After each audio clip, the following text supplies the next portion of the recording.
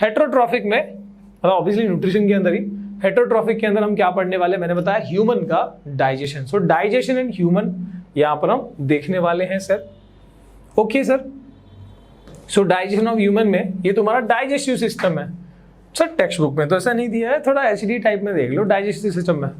तो इसमें तुम्हारा क्या होता है, इसमें माउथ होता है बराबर, इसमें फूड पाइप होता है, इसमें स्टमक होता है, ठीक है। स्टमक के बाद ऐसे घूमता फिरता। अभी थोड़ा सा मेरे को ना, मैं उतना सटीक नहीं बना, ना ही तुमको एग्जाम में सटीक भी नहीं बनाना, ठीक है, उतना टाइम जाएगा फिर।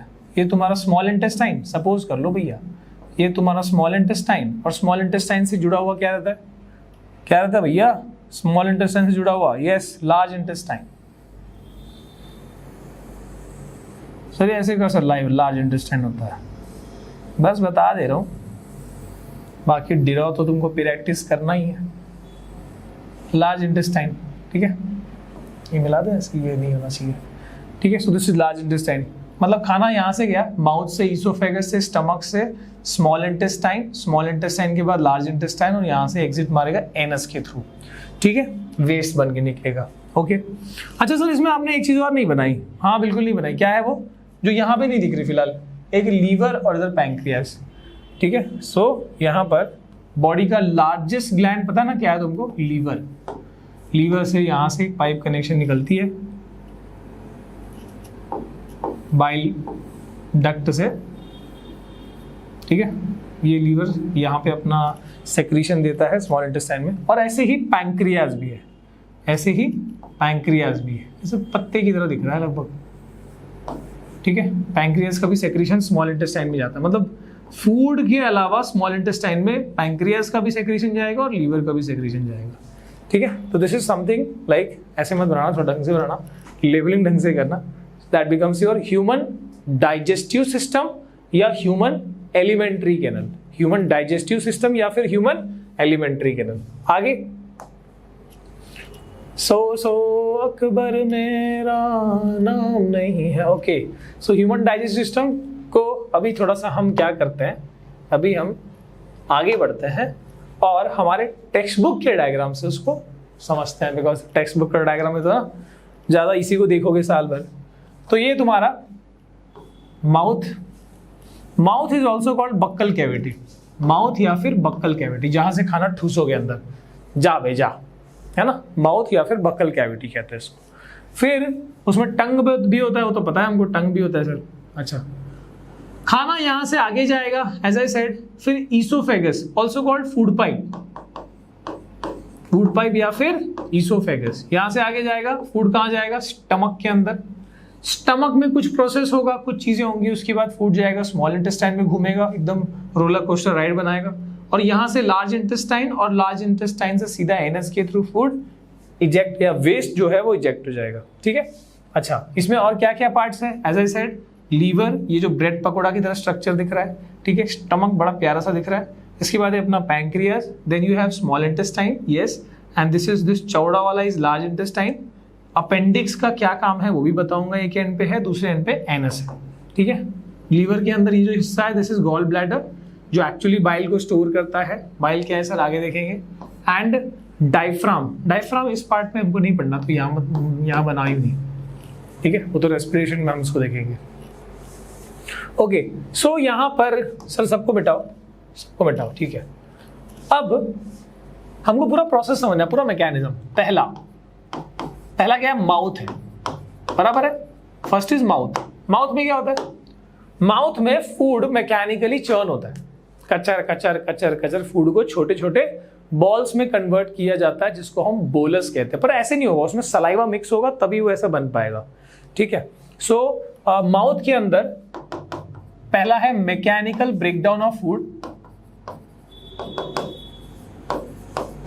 है ना, दांत जो है पीसेंगे खाने को, so mechanical breakdown of food. और सेकंड क्या है, माउथ के अंदर एक चीज होती है, एक ग्लैंड होता है, बट अगेन ये बताने से पहले ना I will show you something. Sir आपने डाइजेशन बोला तो सही, but what is digestion, what is digestion? खाना खाना वही है ना, खाना खाएंगे उसमें से कुछ उसमें कुछ रहेगा वो हमको मिलेगा बॉडी में। सो digestion is basically simplification of nutrients. ठीक है, डाइजेशन का मतलब क्या है? डाइजेशन का मतलब है सिंप्लीफिकेशन ऑफ न्यूट्रिएंट्स।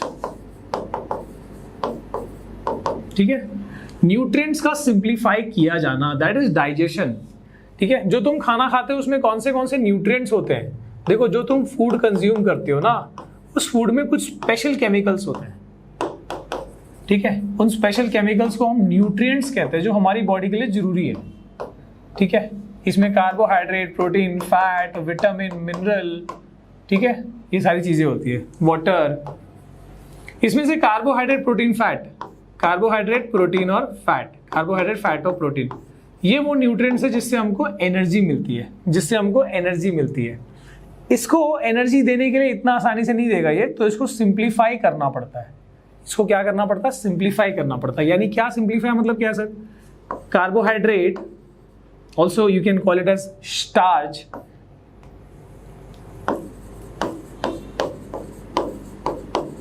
कार्बोहाइड्रेट को सिंप्लीफाई करके ग्लूकोज बनाना पड़ता है, सिंपल न्यूट्रिएंट में कन्वर्ट करना पड़ता है। ठीक है, ऐसे ही प्रोटीन को सिंप्लीफाई करके अमाइनो एसिड में या अमीनो एसिड में कन्वर्ट किया जाता है। और फैट्स जो होते हैं, इससे भी हमको न्यूट्रिएंट मिलता है, लेकिन वो तब मिलेगा, एनर्जी तब मिलेगा जब इसको सिंप्लीफाई किया जाएगा as fatty acid and glycerol. ठीक है, तो ये कॉम्प्लेक्स, ये सारी चीजें फूड में थी। तो फूड में ये जो कॉम्प्लेक्स न्यूट्रिएंट्स है, इसको सिंप्लीफाई करना जरूरी है, उसी को हम क्या बोलते हैं? डाइजेशन। और इसके लिए, ये करने के लिए कौन काम करता है, कौन एक्चुअली ये हेल्प करता है? हमारी बॉडी में कुछ ऐसे स्पेशल केमिकल्स होते हैं जिनको हम बोलते हैं एंजाइम्स। क्या बोलते हैं उनको हम कहते हैं एंजाइम्स। तो हमारी बॉडी के जो एंजाइम्स होते हैं, they actually simplify this nutrient. वो इन न्यूट्रिएंट को सिंप्लीफाई करते हैं, और यही सिंप्लीफिकेशन को we call it as digestion. इसी को हम क्या बोलते हैं? इसको हम डाइजेशन कहते हैं। ओके सर, तो अब बता दो कि भाई कौन से एंजाइम्स हैं। बेसिकली हम इस सेक्शन में वही पढ़ेंगे कि हमारे बॉडी के अलग अलग इस एलिमेंट्री कैनल के अलग अलग हिस्से में कौन से एंजाइम्स होंगे जो कार्बोहाइड्रेट, प्रोटीन और फैट को डिफरेंट तरीके से ब्रेक करेंगे। ठीक है, तो स्टार्ट करते हैं यहां से, माउथ से। जैसे खाना अंदर जाएगा माउथ के अंदर, पहला हो गया माउथ। क्या हुआ? पहला स्टेप क्या हुआ? दांतों ने हमारे फूड को चबाया। So it is mechanical breakdown of food. ठीक है, जो दांतों ने किया। दूसरा, डाइजेशन का प्रोसेस जो है हमारे माउथ से ही शुरू होता है। ये बात याद रखना, कभी कंफ्यूज नहीं होना कि डाइजेशन पेट में जाके होता है, नहीं, माउथ से ही स्टार्ट हो जाता है। माउथ के इनर लाइनिंग में,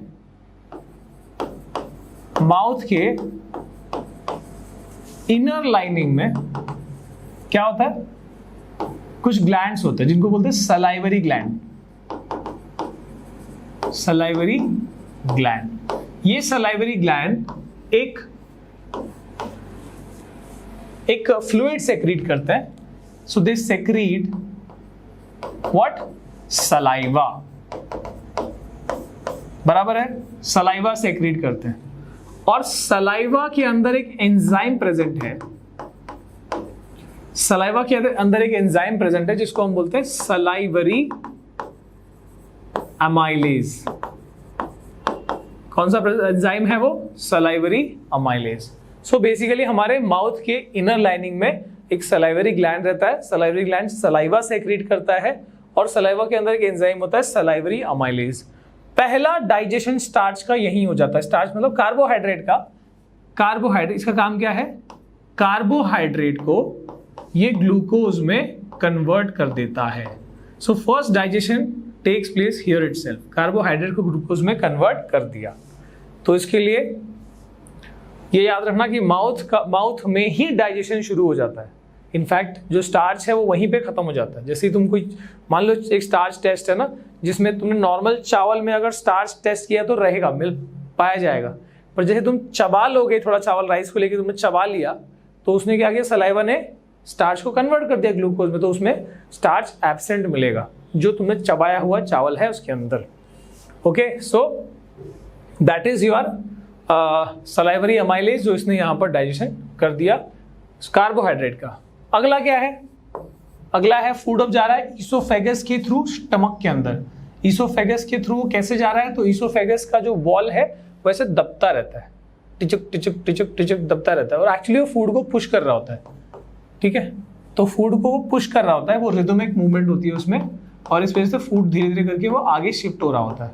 ठीक है, सो दैट इज कॉल्ड पेरिस्टाल्सिस। उस मूवमेंट को हम पेरिस्टाल्सिस बोलते हैं। तो फूड अब माउथ से स्टमक की तरफ ट्रेवल कर रहा है through the oesophagus by the process of peristalsis. ठीक है, तो यहां पर कौन सा प्रोसेस से ये हो रहा है? पेरिस्टाल्सिस वाले प्रोसेस से ये फूड धीरे धीरे आगे जा रहा है, और कहां पहुंच रहा है? स्टमक में। तो मैं सीधे अभी स्टमक लिख रहा हूं।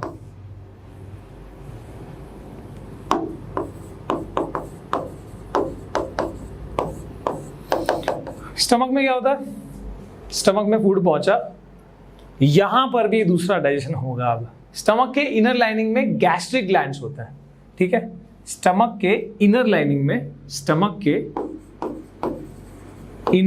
में कौन से ग्लैंड्स होते हैं? Gastric glands.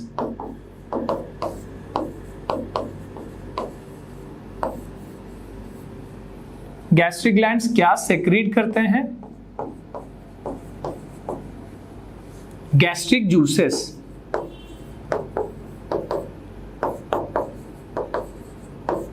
गैस्ट्रिक जूसेस कौन से हैं बता दो जरा। There are 3 gastric juices. There are 3 gastric juices. कौन सा? एक है hydrochloric acid HCl। Yes, it is that HCl खतरनाक वाला। ठीक है, दूसरा है पेप्सिन, और तीसरा है mucus. So there are 3 gastric juices जो यहां पर स्टमक के गैस्ट्रिक ग्लैंड्स ने सेक्रेट किया, और इन सबका अपना अपना फंक्शन है। अब मैं बता रहा हूं कि सबसे इंपॉर्टेंट फंक्शन यहां पर डाइजेशन है, फूड को डाइजेस्ट करना। तो इसमें से कौन सा वाला एंजाइम है? तो it is pepsin. Pepsin is that enzyme, ये वो एंजाइम है जो प्रोटीन को अमाइनो एसिड में कन्वर्ट करेगा। यानी कार्बोहाइड्रेट तो माउथ में ही डाइजेस्ट हो गया था सर, देख सकते हो तुम। तो स्टमक में प्रोटीन को डाइजेस्ट करने वाला एंजाइम कौन आया? पेप्सिन। पर ये क्या कहता है? ये बोलता है कि भाई मैं प्रोटीन को डाइजेस्ट कर तो लूंगा, पर फूड कैसा होना चाहिए? एसिडिक। जब तक फूड एसिडिक नहीं होगा मैं प्रोटीन को डाइजेस्ट नहीं करूंगा। तो प्रोटीन को पेप्सिन तभी डाइजेस्ट करेगा जब जो क्या बोलते हैं, फूड एसिडिक होगा, और फूड को एसिडिक करने वाला आ चुका है। कौन? HCl। तो पहला फर्स्ट स्टेप HCl का होगा actually. HCl will make the food acidic. HCl makes the food acidic ताकि पेप्सिन अपना काम कर सके। ठीक है, HCl makes food acidic for action of this pepsin। ठीक है, for the action of pepsin। Pepsin तभी काम कर पाएगा जब फूड खट्टा हो, और कौन खट्टा बनाता है उसको? Hydrochloric acid. Acids are sour to taste, पता है ना? नहीं तो नहीं पढ़ा है तो फिर एसिड बेस्ड चैप्टर में आ जाएगा, don't worry. So next is mucus. Sir इसमें म्यूकस का क्या काम है? क्या ये भी कोई एंजाइम है? बिल्कुल नहीं। अब देखो, हाइड्रोक्लोरिक एसिड कोई मजाक एसिड नहीं है कि तुमने लिया पानी की तरह उठा के गट गट गट मार लिया। It is not that. खतरनाक एसिड है ये। तो अगर तुम्हारे स्टमक को अंदर से बचाया ना जाए ना तो पूरा जला देगा अंदर से उसको। तो स्टमक के अंदर की लाइनिंग को प्रोटेक्ट करने के लिए ये म्यूकस है, ऐसा फ्लूइड आता है। जैसे हम सर्दी होता है ना, तो नाक में कैसे सर्दी वाला शेम्बू टाइप, दैट इज अ म्यूकस है ना। हमारे बॉडी में अंदर कोई भी नाक में हटा तो गीला रहेगा, वो मत डालना वैसे, मजा नहीं आएगा। तो दैट इज अ म्यूकस। जैसे मेंढक के ऊपर भी, फ्रॉग के ऊपर भी वो स्लाइमी से तो म्यूकस ग्लैंड है उसके ऊपर, 9th में पढ़ा हमने। सो वो फ्लूइड क्या करता है, बेसिकली हमारे स्टमक के इनर लाइनिंग को HCl के खतरनाक एक्शन से बचाता है. So it what does the mucus do? It prevents inner lining of stomach from harsh action of क्या? From harsh action of HCl. Hydrochloric acid के खतरनाक एक्शन के लिए म्यूकस मतलब उससे प्रिवेंट करने के लिए म्यूकस काम करता है. यानी पेप्सिन को एक्ट कराने के लिए HCl आया और HCl खतरनाक है तो उससे बचाने के लिए म्यूकस आया. तो ये 3 गैस्ट्रिक जूसेस है. ये बहुत इंपॉर्टेंट है गाइस. इसको एग्जाम में मतलब काफी टाइम इसके ऊपर घुमा फिरा के सवाल आते हैं. ठीक है, ठीक. अब यहां पर कार्बोहाइड्रेट का डाइजेशन हो गया भैया. और किसका डाइजेशन हो गया? प्रोटीन का डाइजेशन हो गया. अभी फैट का बचा हुआ है. और अभी तो फूड खाली स्टमक के पार हुआ है. अभी स्टमक के बाद अभी कहां जाएगा? कहां के नंबर आ रहा है? स्मॉल इंटेस्टाइन, उसके बाद लार्ज इंटेस्टाइन और फिर एनस. ठीक है. सो लेट अस सी. अब हम आते हैं कहां पर? स्मॉल इंटेस्टाइन में आ रहे हैं भाई. स्मॉल इंटेस्टाइन में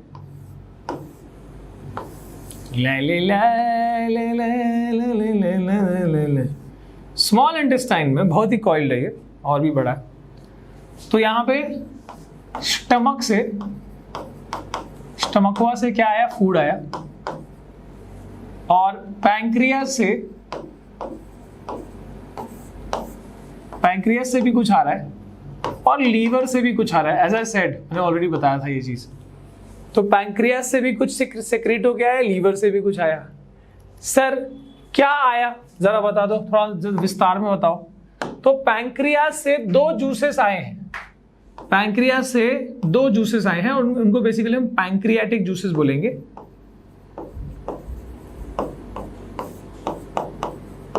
तो 2 जूसेस आए हैं.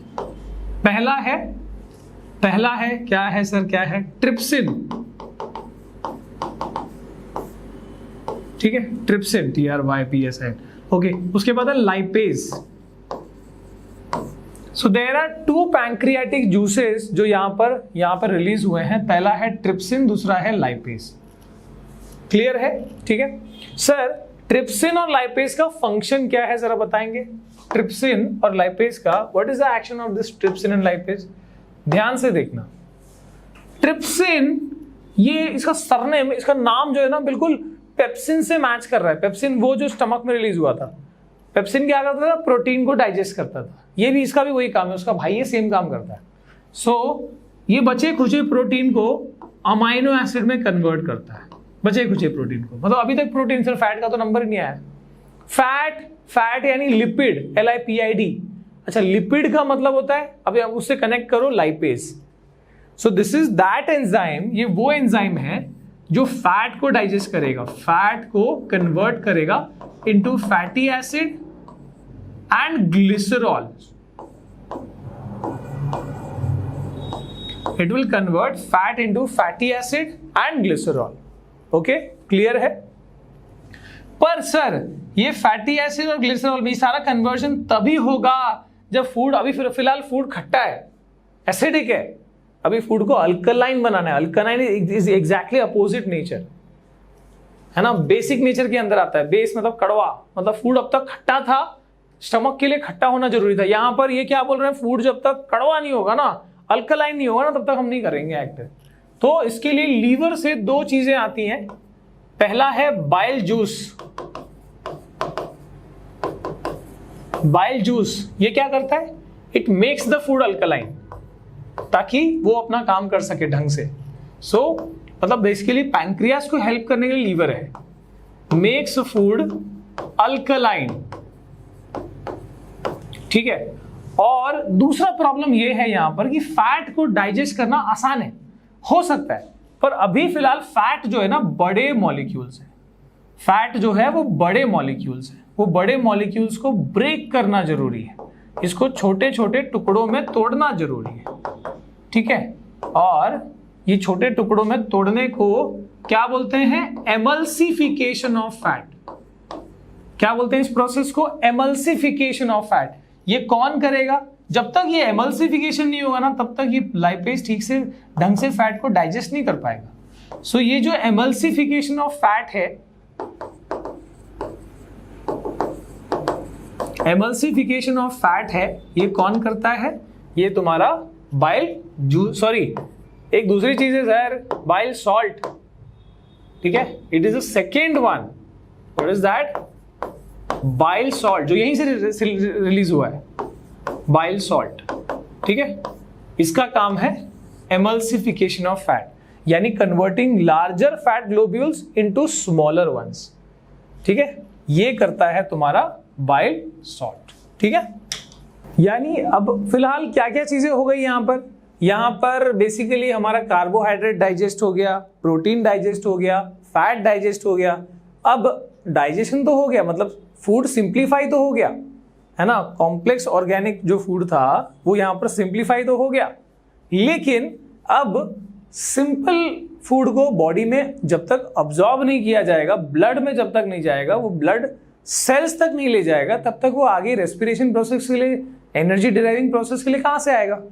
सो बेसिकली अब ब्लड को अब्जॉर्ब करना है उस फूड को या उस सिंप्लीफाइड न्यूट्रिएंट्स को, यानी कौन सा ग्लूकोज बना, अमाइनो एसिड बना, फैटी एसिड, ग्लिसरॉल बना, इनको अब ब्लड अब्जॉर्ब करना पड़ेगा। ब्लड मतलब अब वो एब्जॉर्ब कैसे करेगा, अभी तो पाइप के अंदर है और ये पाइपलाइन से तो ऐसा पास होते हुए तो सीधा एक्सक्रीशन मतलब इजेक्शन हो जाएगा। सो फॉर दैट हमारा जो ये है स्मॉल इंटेस्टाइन, इसका तुमने पढ़ा होगा शायद सेवेंथ या 8th में, स्मॉल इंटेस्टाइन के इनर लाइनिंग्स में ऐसा पहाड़ी जैसा मतलब फिंगर लाइक स्ट्रक्चर्स, ऐसा फिंगर लाइक स्ट्रक्चर्स जो है प्रेजेंट होता है, ठीक है। And what are those finger like structures, मैं ना इसका एक पिक्चर दिखाऊंगा, बट फिलहाल देखो what are those finger like structures. These finger like structures are called villi, इसको बोलते हैं हम विलीज, ठीक है।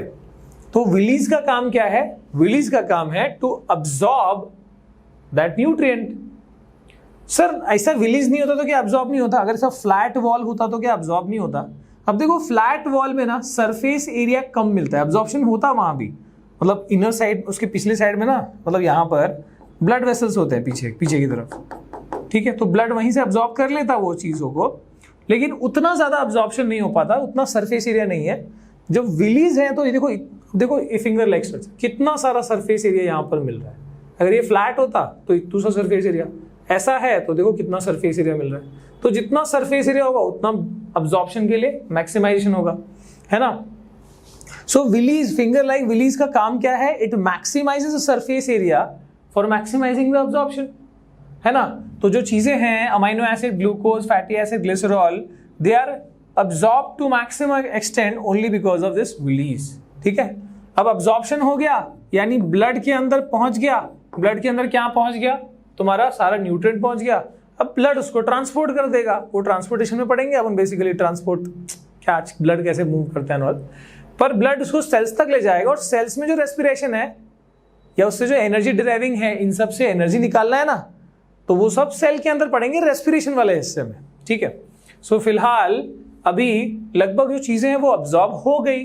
सर सारी चीजें तो हो गई, स्मॉल इंटेस्टाइन में हो गई, तो लार्ज इंटेस्टाइन का क्या काम है, लार्ज इंटेस्टाइन का भी काम है, मतलब लार्ज इंटेस्टाइन में भी और विलीज होती है, यहां पर देयर आर मोर विलीज, जो मतलब जब ये जो यहां से लगभग अब ऑलमोस्ट वेस्ट है वो, तो जो वेस्ट यहां से जा रहा है वो वेस्ट काफी उसमें लिक्विड है तो होता है, काफी वाटर होता है, तो उस वाटर को अब्सॉर्ब कर लेने का काम, क्योंकि बॉडी में वाटर की जरूरत है, तो लार्ज इंटेस्टाइन की जो विलीज है वो वाटर अब्सॉर्प्शन का काम करती हैं और उसके बाद जो वेस्ट है वो यहां से एनस के थ्रू पार कर दिया जाएगा। टाटा बाय बाय।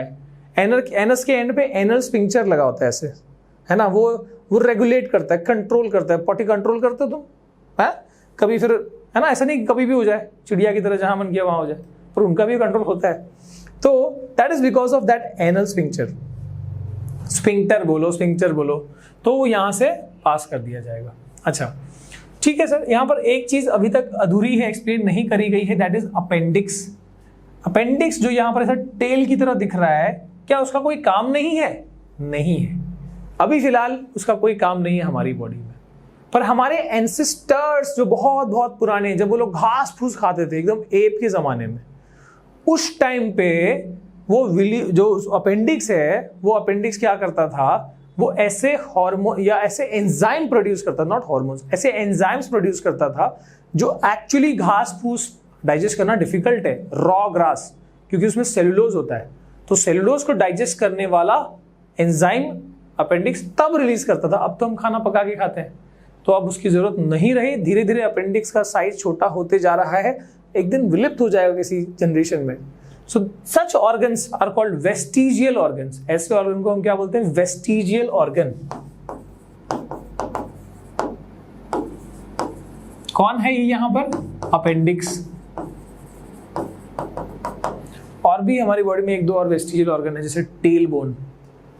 नॉर्मली जो टेल होता था या बंदरों में भी, वो बैलेंसिंग के काम में बहुत ज्यादा आता है, पर हम तो भाई बाइपेडल हो गए, now we are very much हाथ की ऐसे बैलेंसिंग जरूरत नहीं पड़ती भाई, हाथ बैलेंस। सो अब उसका यूज नहीं है, तो वो छोटा होते जा रहा है, ऑलमोस्ट विलुप्त हो रहा है। सो that is also vestigial organ. ठीक है, अच्छा और कुछ बातें हैं यहाँ पर, मैं आपको आगे बताता हूँ। So this is your villi वाला स्ट्रक्चर। देख लो कैसा फिंगर लाइक प्रोजेक्शन, मतलब कितना ऑब्जॉर्प्शन, किस हद तक का ऑब्जॉर्प्शन होगा देख लो तुम। What an extent to which absorption will take place, मतलब जितना सरफेस एरिया उतना ज्यादा ऑब्जॉर्प्शन। हर एक फिंगर में कितना ऑब्जॉर्प्शन होगा सोच लो, हर एक फिंगर लाइक प्रोजेक्शन में। तो ये सारी चीजें प्रॉपरली ऑब्जॉर्ब हो जाएंगी, ब्लड उसको ले जाएगा सेल्स की तरफ। ठीक है, सो ये विलीज के पिछले तरफ, पीछे की साइड में देखो, ये ब्लड वेसल्स है, जो एक्चुअली वो सारी चीज जो ऑब्जॉर्ब हुई, ग्लूकोज, अमाइनो एसिड, वो सबको सेल्स की तरफ ले जाएगा। ओके, अच्छा अब यहां पर कुछ और बातें देख लो कि काम की बात है भाई। स्मॉल इंटेस्टाइन, लार्ज इंटेस्टाइन, बाबा कितना एकदम रियलिस्टिक दिख रहा है यार। स्मॉल इंटेस्टाइन कितना ज्यादा लंबा दिख रहा है, लंबा तो यही ज्यादा है ना, फिर भी उसको हमने स्मॉल इंटेस्टाइन बोला। एक्चुअली लेंथ में इट इज 6 मीटर, और लार्ज इंटेस्टाइन लेंथ में छोटा है, it is only 1.5 metre. Human की बात कर रहे हैं, इंसानों की। So this is only 1.5 metre and this is about 6 metre.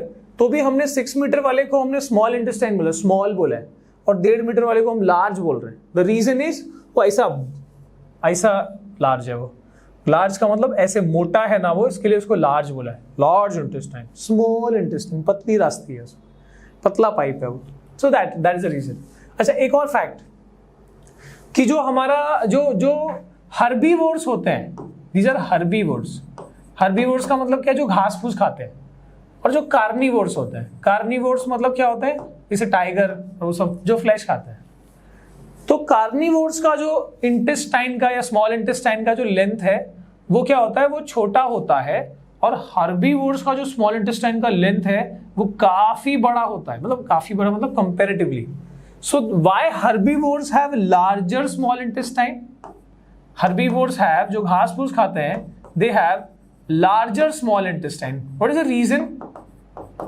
बता दो जरा, क्यों इनका बड़ा स्मॉल इंटेस्टाइन होता है?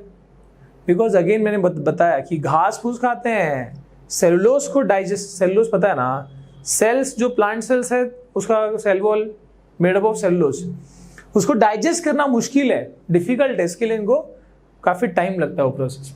और अच्छा ये क्या ऑर्गन है ऐसा वाला? कैन एनीवन कमेंट करके बता सकते हो? तुमको है दिया नहीं सिलेबस में, but what is that organ जो उनको स्पेशली दिया गया है, ठीक है, इन देयर डाइजेस्टिव सिस्टम? बता देना जरा, ठीक है। सब लोग कमेंट करना, जिनको नहीं पता गूगल करो, थोड़ा जरूरी है भाई ये सब चीजें।